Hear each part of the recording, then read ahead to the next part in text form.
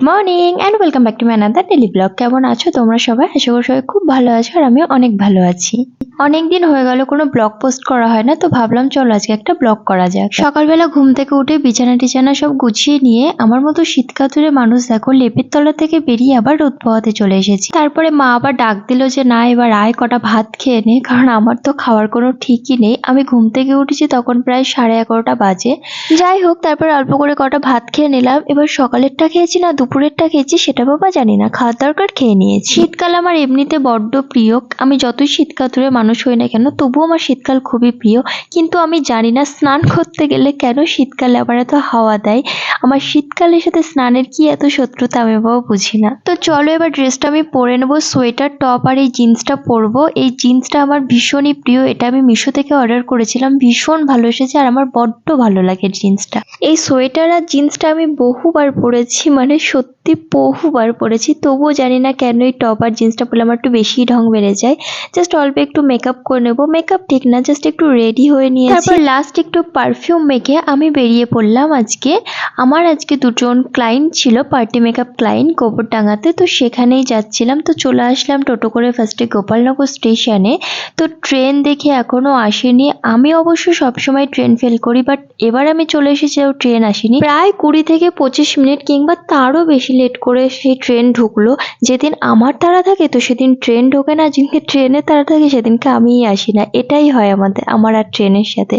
যাই হোক, তারপরে ট্রেনে উঠে গোপালনগরকে টাটা করে আমি চলে আসলাম বনগাঁ স্টেশনে। তারপর এসে দেখি আমার জন্য ট্রেন দাঁড়িয়ে আছে। তারপর বনগাঁ স্টেশন থেকে ট্রেনে উঠে আমি চলে আসলাম গোবরডাঙ্গাতে। গোবরডাঙ্গার থেকে আবার আমি টোটোয় করে চলে গেলাম আমাদের ডেস্টিনেশনে। তারপর দিদিটা আমাকে নিতে এসেছিল, তো আমি আর একটু দেরি না করে বসে পড়লাম দিদিটাকে রেডি করার জন্য। আর এইটা ছিল দিদির ফাইনাল লুক। তোমরা অবশ্যই জানিও দিদিকে কেমন লাগছে। আর দিদিটা ভীষণ সুন্দর, ভীষণ কোঅপারেটিভ।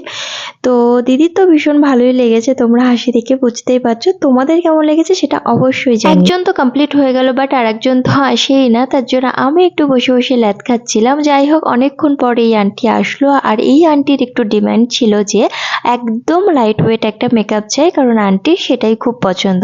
তো জানিও তোমরাও কেমন লাগে। তারপর তাড়াতাড়ি করে স্টেশন চলে আসলাম, কারণ আমাকে আবার বাড়িতে গিয়ে একটা বিয়ে বাড়িতে যেতে হবে। তো বাড়িতে এসে একদম রেডি হওয়ার টাইম পাইনি। যাই হোক, অল্প করে রেডি হয়ে নিয়েছি, সেটা তোমাদের সাথে আমি দেখাতে পারিনি। আবার চলে আসলাম একটা বিয়ে বাড়িতে। বিয়ে বাড়িটা আমাদের পাশের বাড়িতেই ছিল। আর এই যে ছিল নতুন বউ। আমরা যখন বিয়ে বাড়িতে ঢুকেছি তখন রাত প্রায় অনেকটাই বাজে, প্রায় 10:30 11টা বাজে, বাট বর তখনও আসেনি।